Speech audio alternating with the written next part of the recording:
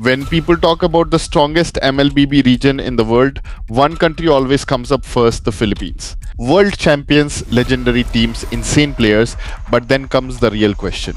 Where does India stand compared to that level? Now obviously India and the Philippines haven't really built a direct rivalry yet. So this isn't about head-to-head results, it's about comparing the systems, the level of competition, the experience and understanding why PH became the gold standard of MLBB. In the Philippines, MLBB isn't just popular, it's part of the esports culture. MPL Philippines is insanely competitive. Every season feels like a war, and when players survive in that environment consistently, they naturally become stronger. India, on the other hand, is still building that level of structure. PH players grow up playing high-stakes matches constantly, big crowds, elimination games, international expectations, they're used to pressure, but Indian teams are still developing that experience. And in esports, experience changes everything. And then there's the gameplay itself. PH teams don't just rely on mechanics, they draft smarter.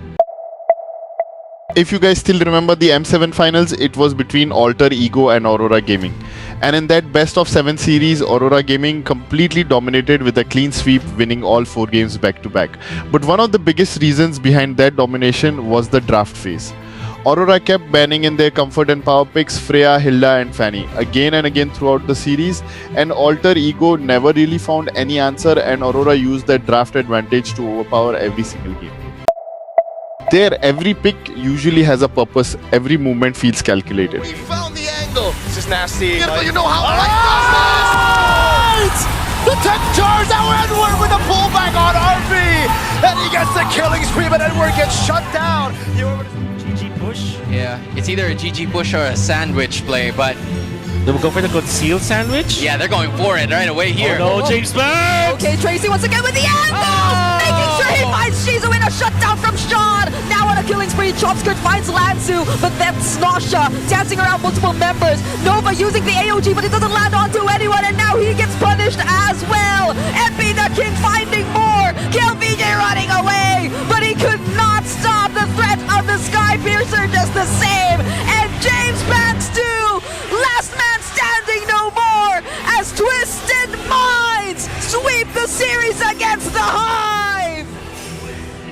And honestly, that's one of the biggest gaps right now.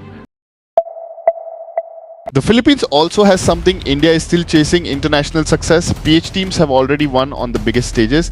They face the best players in the world again and again. And once you compete at that level consistently, your standards become higher. So yeah, when people say the Philippines is ahead of India in MLBB, they're not just talking about mechanics. They're talking about years of experience, infrastructure, pressure, discipline, and championship culture. But that doesn't mean India can't improve, because over the last year, India's MLBB scene has started growing fast.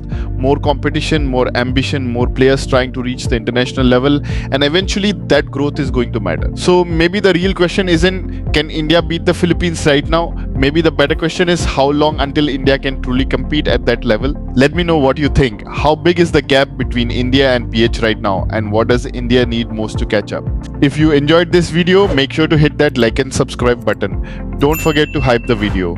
My goal is to hit 50k subs before the EWC. It will motivate me to make more MLBB esports videos. Thank you for watching.